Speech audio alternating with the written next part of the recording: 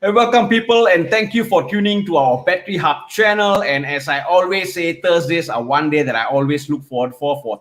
Thank you so much for joining us. Now, today is our Bettery Connections program, your weekly dose of transformative business ideas and solutions, where we bring in business leaders, industry experts just for you who are making a lot of difference and impact in the respective industries locally and globally.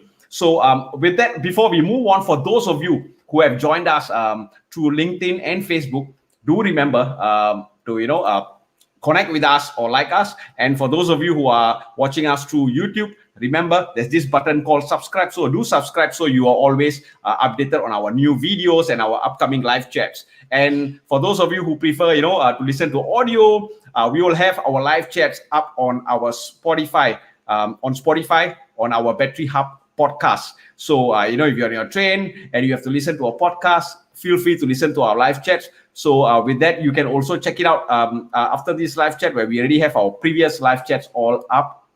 Now, coming back to today, I think it's an interesting topic. All this while, we've been talking about, a lot of stuff on creating visibility. We had a lot of guests who came from different industries. Now, today's guest is an interesting person that I'm really, really glad and happy to bring him on. It is something that I feel is important for all of us. Why? Because Ronald, our guest today, is the Managing Director of Financial Perspectives Pte Ltd. Now, with close to 20 years of experience consulting and teaching, he has consulted and coordinated planning for business owners and high net worth individuals in the region. His experience ranges from personal financial planning to coordination of private placements and family wealth and legacy planning. And he's an expert, trust me. Being in the industry for more than 12 years myself, I know that he's an expert. That he's the go-to guy when you want to have this information. And he also actually conducts a lot of courses through his company. So today he's going to come and talk to us about the essentials of estate planning itself. So for those of you who are here listening to us, do remember to engage Ronald with your questions, anything to do with estate planning. You talk about wills, the processes, just shoot your questions and Ronald will be more than happy to answer your questions. So without any delays, let me invite upon Ronald. Hey, Ronald. Hi, hi. Good afternoon. Good evening. Lost track of time. Yeah, man. I mean, hey, Ronald, you are one person that is always, I enjoy having a live chat. And thank you so much. I know that you feel like, having all your trainings for the whole day, and then you are right now in our live chat. Thank you. The pleasure is mine. And for those of you, Ronald, recently we did another live chat not some time ago, and I had an awesome time with Ronald. 50 minutes to 1 hour just passed, and right now I'm back with Ronald again. It's my pleasure. Thank you so much. Yeah, but it's great to have you in. So, Ronald, I'm sure you're listening to the introduction that I gave about you, 20 years of experience, what you've been doing. In fact, our viewers, they know I had to cut short your bio because there's so many things that I wanted to share. But I thought, some of these things I'll let you share as we go on. All right. So, Ronald, maybe you want to talk about yourself, a brief introduction of yourself and your journey behind your current success. Well, okay. I started as a financial advisor, okay, like you, Sakti. So I started in consulting for clients in general financial planning. Then eventually, as I gained more experience and opportunities came about, I got to, move up the career chain. And I eventually started my own consulting firm. In 2011, I went into this thing called a family office, and I'm the principal consultant in the office until today. All right, and then along the way, I thought, should do something different as well, okay, along the lines of what I'm doing. So I decided to teach other people how to do it. So in 2014, I started an education company, all right, or rather I bought over the company. And that's where, I came until this point. Nice. So, Ronald, currently, what you do is mainly your company, you actually work towards education as well as consulting. That's the key focus that you are doing right now. Yes. So I do a lot of legacy consulting for business owners, how to ensure business continuity, succession and issues like that. Okay. At the same time, I also teach financial advisors, bankers, okay, on how to do planning, in different areas, in the scope of financial planning and wealth management. Right. We have some hellos here. We have Iskandar. Hi, Iskandar. Hi, Iskandar. Hello. Thank you to join us, and we have Syed Idros here, he just said that your jacket looks like an ace jacket. I believe it's the color of your jacket, very unique, right? Yeah. And, thanks, Hi, Idros, to join us.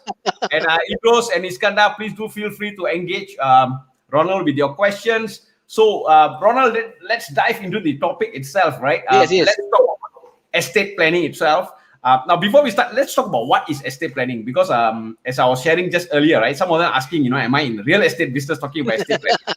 So maybe you want to just share about what actually is estate planning. Well, estate planning essentially is about, an entire journey of life. Okay, I always say that. Yeah, a lot of people think that estate planning is about writing a will, setting up a trust. A lot of people have this conception that estate planning is about what happens after you die, and how you want to be remembered after you die. Okay, but I think there's more to estate planning than that. Okay, so what estate planning is to me is an entire journey of life, and that journey starts from the very first day that we own our first assets. Okay, so we use the term wealth creation to describe that. Yeah, estate planning is necessary the moment we start creating wealth. In fact, wealth creation is a part of estate planning. Okay, and then later on, as you start to progress in life, we start to grow our wealth. We start to accumulate our wealth. Okay, so our net worth start to grow. We start to buy house, buy car. We start to have savings in the bank. We start to do investment. Okay, and before we know it, we got to start to preserve what we have built up so far. Okay, and that brings us to preservation of our wealth. Okay, and that's where we talk about insurance, risk management. Yeah, and eventually we thought, if I have all these things done already, how can I further increase my wealth? Yeah, so we started looking into things like investment. Okay, so investment planning is also a part of estate planning. Yeah, and before you know it, okay, CAPI, right? Yeah, then it comes to context of in Singapore I've invested a lot already. Yeah, is there a way I can venture overseas and so on? Yeah, so we started to invest overseas in real estate, buy hotels and things like that. Okay, and then we understand that suddenly there's the issue of tax exposure. So we start to look into how can I maximize, okay, and optimize my tax efficiency, okay, in the different things that I do or I invest in. Okay, and that's where we come to tax planning. Okay, and eventually we grow old. Okay, and the question comes to how can I ensure that I have some security in my golden years of retirement. Okay, so estate planning also encompasses retirement. Okay, and finally, upon our death, how do we want all the things that we have left behind to be given away, so that our children, our loved ones will not be emotionally stressed about it, they won't have to fight over it. Yeah, so how do I ensure that everyone is equal? So that is estate planning. It's an entire journey of life. I call it capital planning. Right. And it's quite different, right? From what people have this perception that risk management and all these things is just getting a few policies or insurance and then I'm settled. But I think estate planning is the overall big process or journey by itself, like what you just shared. Exactly. Now, yeah. And Ronald, from your experience, right? Why is estate planning important? For individuals or even business owners. Do you have any personal experiences to share why it is important? Well, over the last 10-15 years of my life consulting for people, talking to business owners, I've encountered a lot of situations where, due to a lack of proper estate planning, okay, their businesses were affected drastically. All right, a simple thing like that. All right, business owner had a heart attack, went into a coma. Okay, and suddenly no one can marshal his assets. Okay, the bank account in his company cannot be touched, and as a result, he can't pay bills, he can't pay salary, no one can withdraw funds from his company's account. The company goes down, just like that. Okay, and that is basically something due to a lack of estate planning. Yeah, I've also seen, in fact, we have seen in the papers, right? Yeah, whereby a person dies and then the family goes into court to fight over the things that they leave behind. Yeah, in Singapore we have also seen quite a lot of high profile cases whereby we even have our founding fathers family who were involved in a court tussle regarding his estates, right? And it comes down to a piece of will, a document. Yeah, so it is a very important thing to consider. Right. And let's say for individuals, right, Ronald, when they are talking about estate planning and like, for example, for myself, if I want to start, what are the objectives that I should start thinking about when I want to do my estate planning? Are there specific areas that I should look into or think of before even I start? Yeah, I mean, we have start from the bigger picture. Yeah, so at the end of the day, why is estate planning important? Okay, it's always about that one objective that we want to achieve. Yeah, because we know that in life, right, there's one certainty, and that certainty is uncertainty. Anything can happen to us.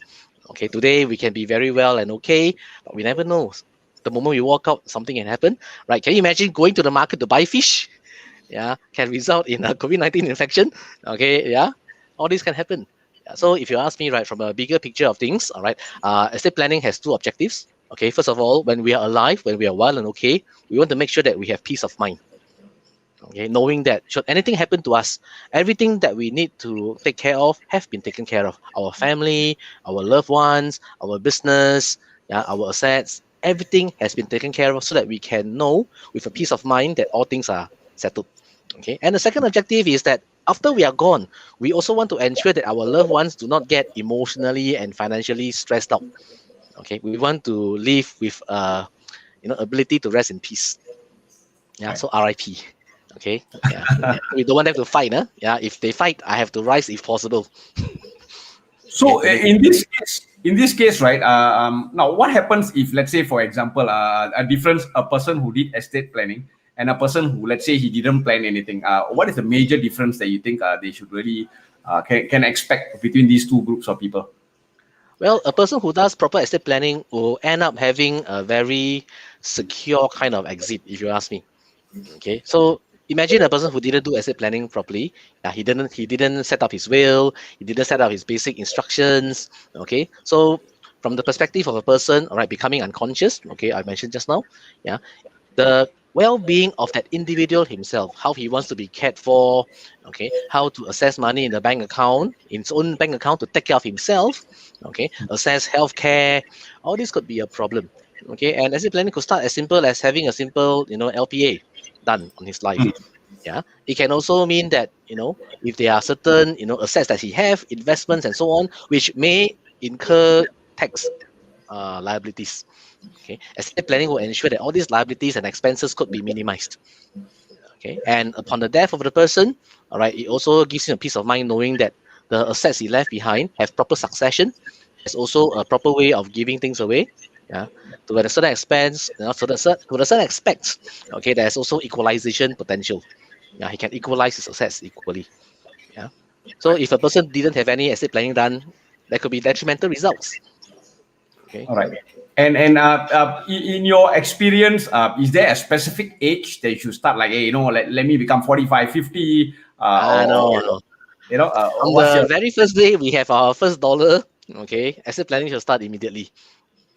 Okay, yeah, correct. Okay. Yeah. I'm going to ask this question, Ronald. I think it is more towards this I won't say stereotype thinking, but this concern or this thought out there, right? Now a lot of people think that, hey, I'm always approached to do or people tell me that, yeah, I should get my insurance policies in place and everything.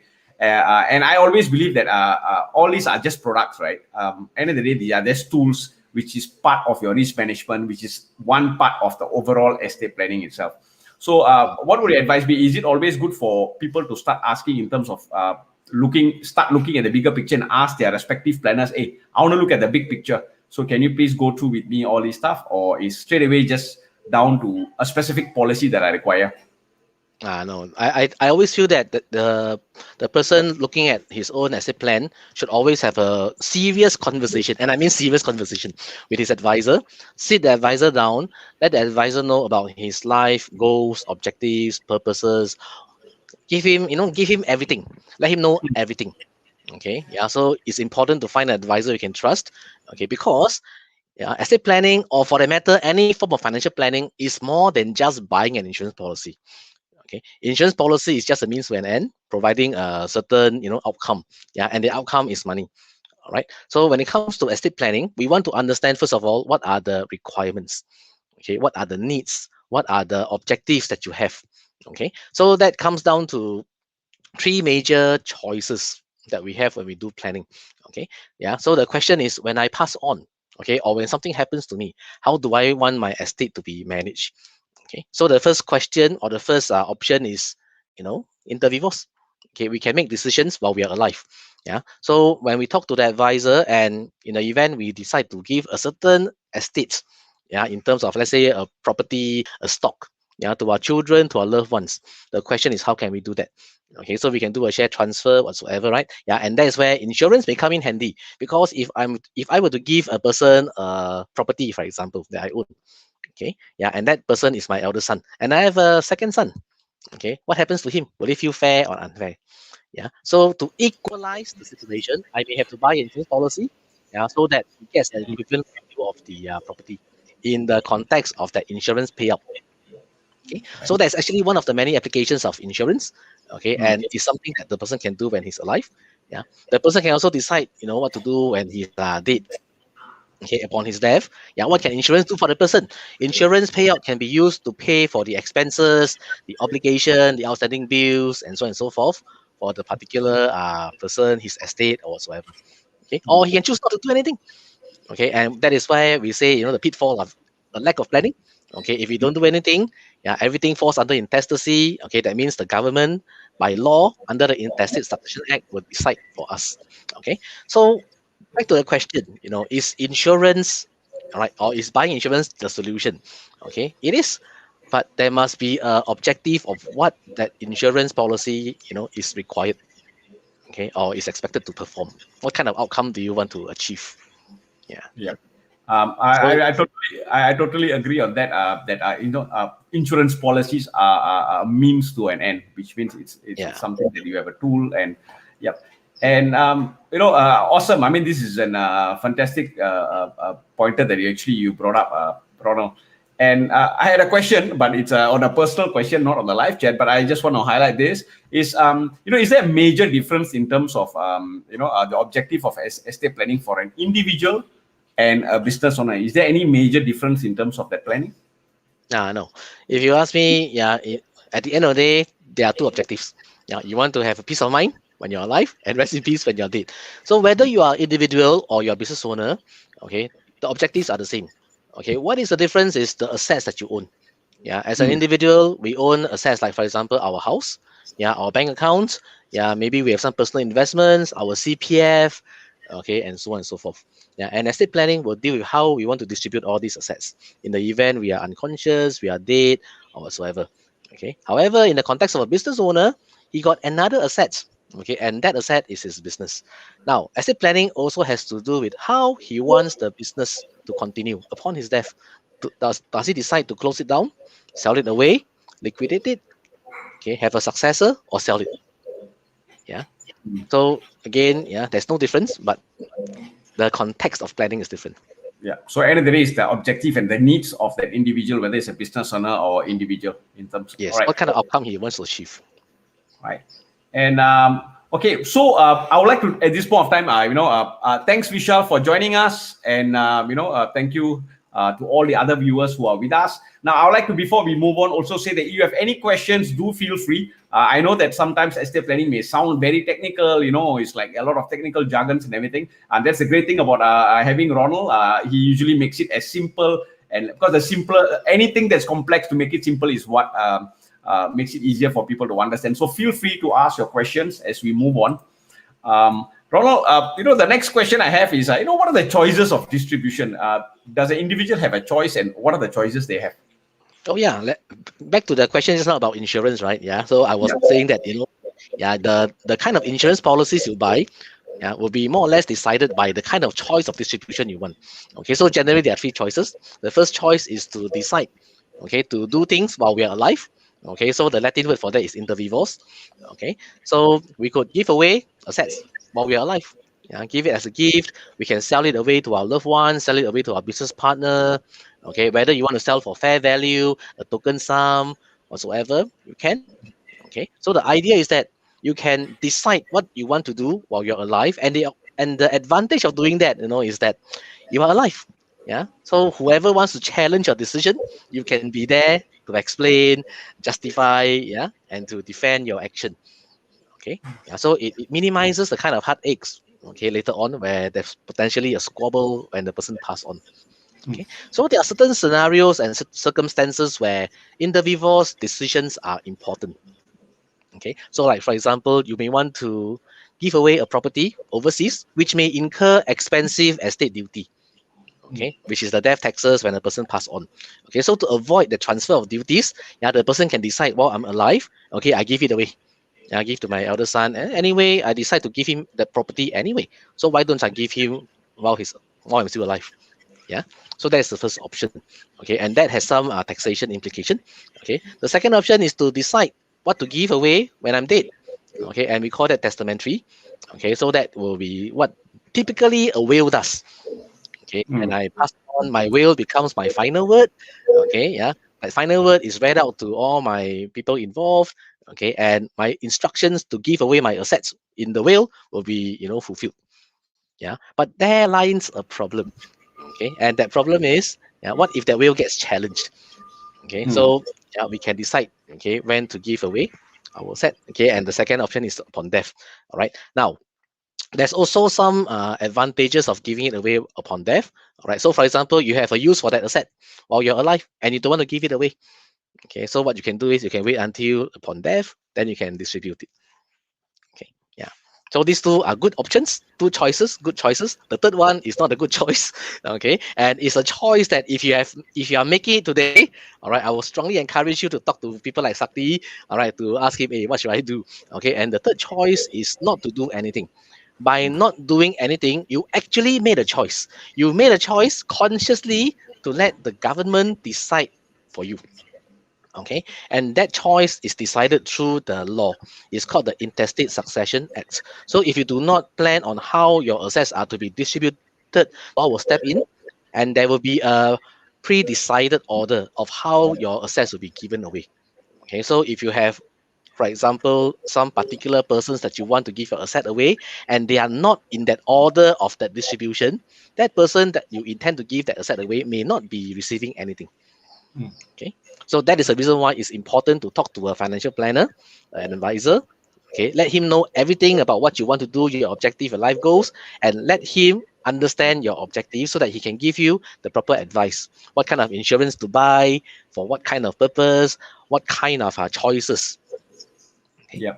And it's true because my experience itself, Ronald, when I go out there, even when I meet my clients and people out there, I realize that a lot of them don't make certain decisions or take action, not because they don't want to, but because they don't know that there's such thing. And they don't know that Yeah. there's such, repercussions they have to face or consequence of facing. But the moment they're informed, then that is where, they know that, yeah, I got three choices, right? Like what you said, I can make a choice of either doing it or not doing it, right? So Exactly. yeah. So Yeah. So what Ronald says. So if you think that you need more information, do feel free. Any point of time, through LinkedIn, DM. The important thing is to be informed, so that you can make the an informed decision for yourself. Right. And Ronald, so let's talk about the considerations, right? To think about for estate planning. So what are the considerations that you think it's important? Well, coming back to the question of, hey, should I buy just an insurance policy, or what kind of insurance policy should I buy, right? Okay, so again, the answer lies in the four considerations. So what are they? Okay, so the first consideration, of course, is to our loved ones. Yeah, upon our death, okay, how do you want our loved ones to live their life? Okay, what kind of assets do we want to leave behind? Okay, do we want to ensure that they have financial security? Yeah, our young children, if we have any, can they continue with education? Can they have a good upbringing? Are they able to go to a good university to have a good career later on? Okay, to our spouses, okay, are we able to provide for them? Okay, until the day they pass on. For our elderly parents, same thing. Okay, so the first consideration is always to our loved ones. All right, and insurance will play a very important part because insurance provides the money, all right, that though needed when the person is no longer around. Okay, that's the first consideration. All right, the second consideration is to our creditors. Okay, yeah, you'll be surprised, right? Yeah, how come, after I pass on, I still got to pay off my debts? Okay, yeah, we have to. Okay, and under the context of the law, okay, creditors will always have a first claim on our estates. In other words, whatever we leave behind, before they can go to our loved ones, the creditors will have first claims on it. Hmm. Okay, and therefore, if we have any outstanding liabilities, a property loan, a car loan, a personal loan, revolving credit line facilities, whatsoever, we should ensure that there are means to ensure all these liabilities are cleared. And the way to clear them again is to use proper insurance policy. Okay, yeah, so that is where we consider again how to use insurance to clear off our debts. Okay, the third consideration will be to our employees. Okay, yeah, our business stakeholders in the context of people who are here, who are business owners. All right, certainly we do not want something, we do not want our company to have to close down just because we passed on. Okay, so you have to set up proper succession plan. Yeah, take care of our employees, not just take care of them, but also take care of our suppliers and our customers, so that they can continue to have confidence in the company. All right, and continue doing business so that the business can continue for the purpose of the next generation. All right, and again, when it comes to insurance, yeah, what kind of insurance should I buy to ensure business continuity? That is another question to think about. Yeah, and that boils down to the kind of objectives you have. Okay, and last but not least, the legacy will be our last consideration for estate planning. What kind of legacy do I want to leave behind? How do I want people to remember me? And some people have very altruistic goals, right? They want to be able to set money, yeah, for charitable causes. They want to give, some money to set up a foundation to take care of, like for example, abandoned dogs. Okay, simple as that. Okay, yeah. So for whatever kind of purposes and objectives that you may have, okay, they can consider that as their legacy objectives, and estate planning covers for that. So to ensure that kind of consideration can be fulfilled, again, we got to ask ourselves, what kind of insurance policy should I buy? Term policy, universal life, whatsoever. These are the four considerations. All right. And we have a question here from Zul. Hi, Muhammad Zul. Thank you for joining us. No, for Muslims, right? He said that we are regulated by the Administration of Muslim Law Act and the principles of Faria. So should we still plan for our estate? Oh, yes. I'm not very familiar with the Faradic law, okay, but certainly we have to still plan for our estate. Okay, yeah, under the Muslim law, I mean, there is under the religious law, right, there is a mandate, okay, that certain estate or certain asset that we leave behind have to go to our children, yeah, our relatives and so on. Yeah, so there is a limitation to how much you can give away.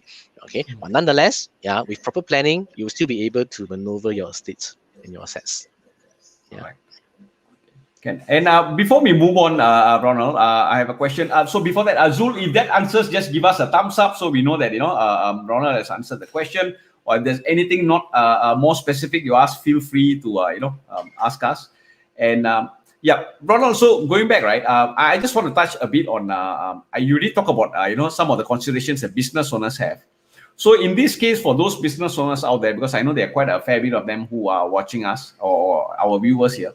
So in order for me to start, right, is there, as a business owner, so is there any specific consideration they must start thinking on the immediate need to start for estate planning itself? I think a good start will be to think about the business. Okay, where do you envision your business to be in the next 5, 10, 15, 20 years? All right, yeah. So if your intention is that maybe because of COVID now it's a success industry, I don't think I want to continue anymore. Next year I want to sell it off, whatever it is. Yeah, that could be the starting point. Yeah, but for some of us here who are thinking, hey, I want my business to last as long as I can. All right, that's another point to start, right? Yeah. So once we understand our objective of the business, okay, how many years do we expect to see the business running? The next question could be, yeah, should we be no longer around? Okay, that means RIP, we died. Okay, who will take over our business? Okay, yeah, who will come in to take over our business? Is that person that we identify to take over our business able, a capable man?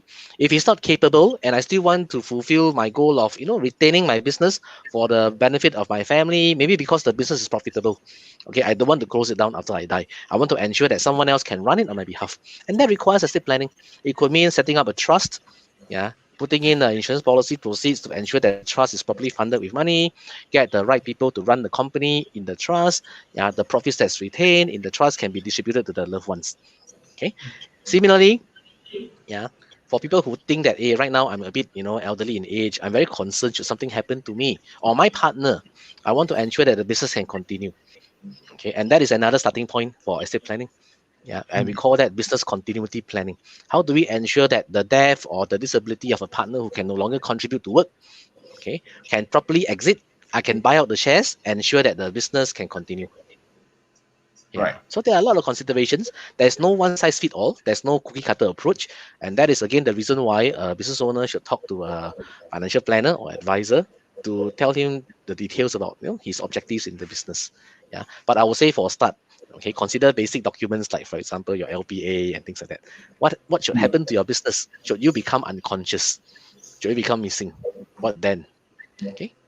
Yeah, that's very true. I think these are the the considerations that has to come in, and let's talk about the the 6 steps of planning. What are the 6 steps of planning? Okay. If you want to start planning, right? Yeah, I typically follow these 6 steps. Okay, anyone who comes to me to ask me, hey, Ronald, I want to do estate planning. Okay, I will ask them to walk through these 6 steps with me. Okay, very simple. WEALTH. Okay, so each acronym represents a process. Okay, so we start with W. Okay, so the first step is to ensure that all our wishes are updated. Okay, and adhered to. Okay, so what are our wishes? Okay, basically it's about what we want to do, yeah, upon our death. Okay, what we want to do, what we want to achieve when we are no longer around, and so on. So what kind of wishes are we talking about? Okay, so the wishes could be the things that we write in our documents. So what kind of documents have we written potentially? Okay, the documents in our living instructions, like for example, our lasting power of attorney. Okay, is it updated? All right, is the deputy that we want to appoint still the right person? Are we giving the deputy the right powers to handle our assets and our affairs? All right, so I'll give you an example. I have a relative who did the LPA. Yeah, he did the LPA Form 1, correct? Yeah, he nominated a deputy to handle his personal affairs. But this particular uncle of mine had a business as well. Okay, but in the LPA, she wasn't given the power to handle his property affair, which is his business.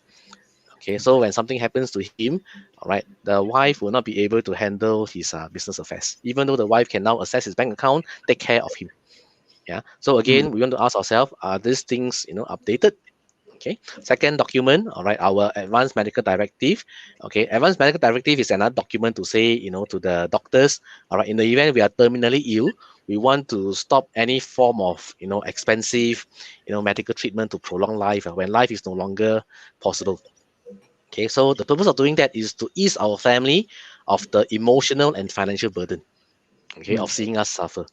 Okay, so if the wishes of us is to say that, hey, I don't want to see my wife, my children suffer like that, watching me in the ICU, okay, I rather let the doctor say pull the plug. Okay, so we want to ensure that that document is again updated. Okay, the third document is our wills.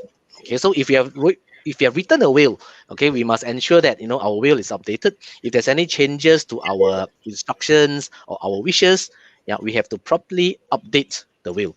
Okay, and that can be done with the lawyer. Okay, the next document is our nominations. So when I talk about nominations, I'm talking about 2 types of nominations. The first type of nomination is your CPF nomination. Okay, are the nominees, in other words, the people who you decide to inherit your CPF monies, the right person?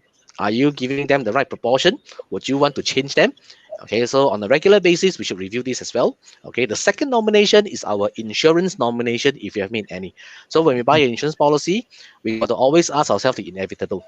Upon death, who does this insurance policy pay to? Okay, and often the answer is written in our nomination form for the insurance policy. So again, if we have changes to the percentages, to the nominees we want to give to, all right, we should review and update them. Okay, and finally, for those of us who have trust, okay, we may set up a charitable trust and all this. Do we have changes to it or not? If there is, again, we have to review what are our instructions and so on. So I always say this, right? Awareness before change. Okay, so once you're aware of the things that is going around your life, okay, you can take control, you can change it. And that's why asset planning starts with understanding all your wishes, being Mm. aware of them, being conscious of them, what you have. Okay, yeah. So that's the first step. The second step in estate planning is to ensure that there is access to give away. Okay, oftentimes a person, all right, I've seen so many clients, all right, whom I consulted before, they left behind assets, but the assets are hard assets. Okay, they say that they want to preserve the value of this property because they made their first pot of gold, and because of their first pot of gold, they bought this property. So it is something that they don't want to sell. It represents their hard work, okay, their legacy. All right, and they say that they want the children to have a fair share of his estate. So what's going to happen is that that property cannot be sold. Okay, it's not written in the instructions. Yeah, but yet the children got nothing. Okay, so in order to have access to give away, we must ensure that we look into all the assets, and that is where we come to the third step. Okay, so that is usually done by the financial advisor. The financial advisor will ask the client, all right, people like yourself, okay, what kind of assets do you have? So they will prepare what you call an asset listing. Okay, and we do it with love. Okay, so in an asset listing, we want to know where are all your assets located. Okay, so it could be a bank account in Singapore, it could be a property in London, it could be a piece of land in Iskandar in Malaysia, and so on and so forth. So we have to identify all the different assets that we have, the location, where are they located. Secondly, we must know the manner of ownership. How is the property or asset owned? Right. So, for example, if it's a bank account, it can be under the sole name, sole ownership. If it's a real estate, it can be joint tenancy, it can be tenancy in common. If I have a property in London, it could be held under a holding company, and in that case, it will mean a shareholding, okay, instead of actual ownership. Okay, so what is the manner of ownership? Okay, the manner of ownership is important because it will affect the manner of distribution. All right, so LO, V will be the valuation of the asset. What is the market value of the asset today? Yeah, if we want to make distributions, yeah, ensure that everyone got something, we must know how much it will cost, okay, and how to distribute. Okay, and in the case of the property I gave you just now, all right, if the father intends to retain the property, one son will own it, the other son should have some money. Okay, and vice versa. All right, and E will be the proper mode of execution. How would you want to distribute this product or these assets? Okay, is it by means of a will? Is it by means of a nomination and whatsoever? Okay, so again, awareness before change. We need to know what kind of assets we have. Okay, so we do it Right. with love, right? And then the next thing we need to do is we need to ensure that our assets are free from encumbrances. Okay, sometimes we may have assets, but the asset is laden with debt. And again, as I mentioned just now, right, one of the four considerations, our creditors always have first charge over our estate. Okay, so if you want to preserve the value of our assets, okay, we need to ensure that all the outstanding debts are cleared. So for every asset that we own, we want to ensure that the debts are cleared off, and we use insurance again to cover it. So today you may find that you may have certain debts in certain assets or situation. Yeah, have no cons about it. See a financial planner. All right, work out something in case something happens to you. All right, the insurance policy can clear off all your liabilities. So you have WEAL.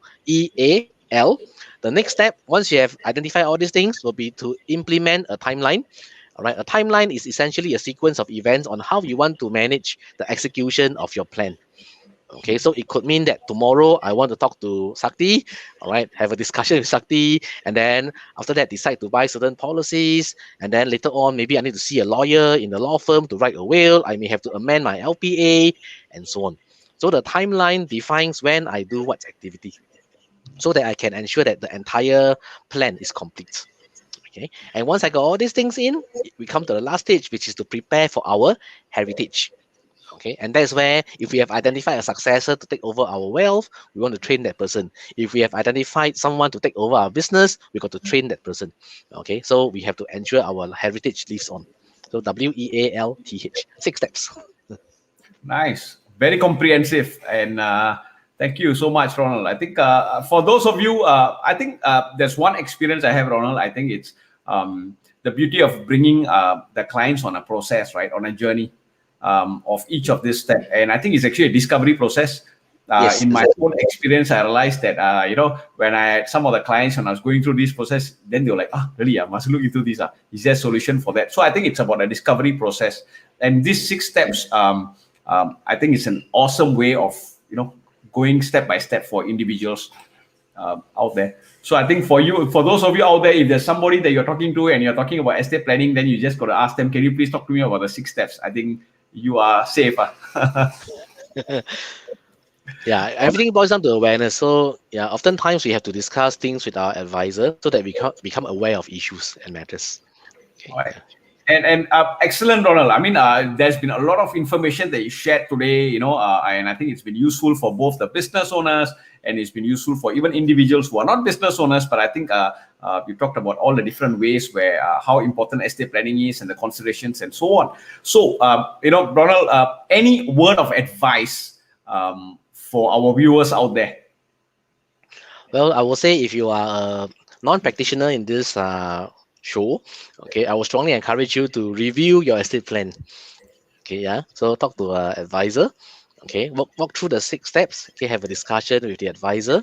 Okay, understand your situation, and if there's a need to take action, take it immediately. All right, don't procrastinate. Whether is it buying an insurance policy, writing a will, updating a nomination.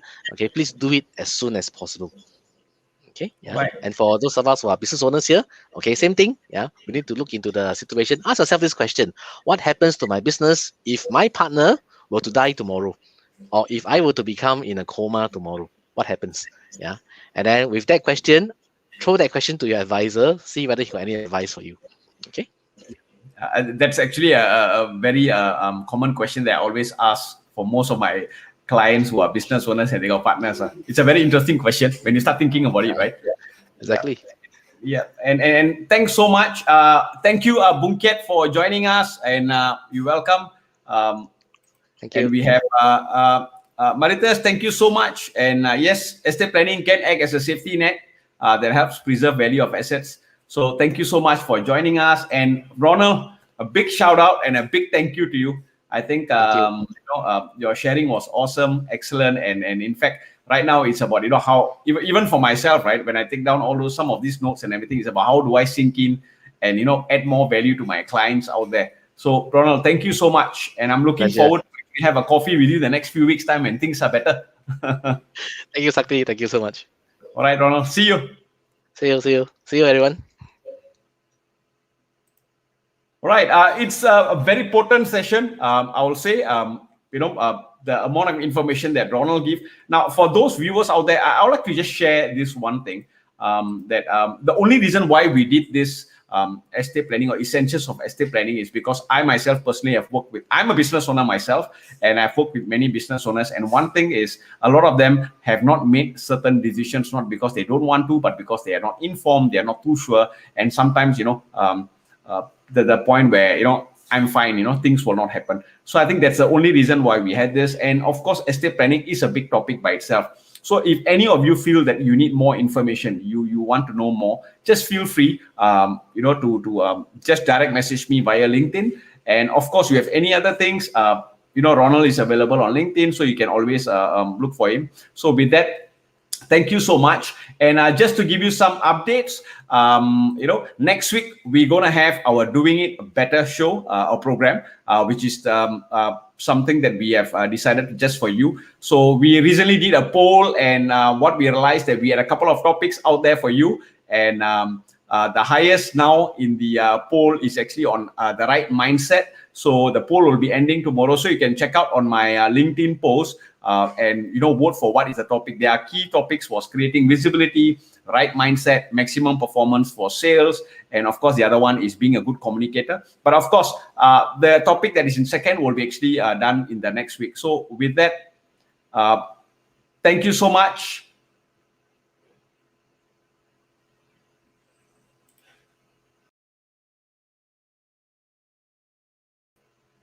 Yeah, with that, thank you so much, and I will see you soon. All right, and do remember that no live chat is, I always strongly believe that no live chat is complete without you. So thank you to all our viewers who have joined us and consistently giving me feedback. And do feel free to give me feedback on things that we can do it better for you. And of course, whether it's on this live chat itself or even personally to me on LinkedIn or Facebook, do leave your feedback so we can consistently do it better for you.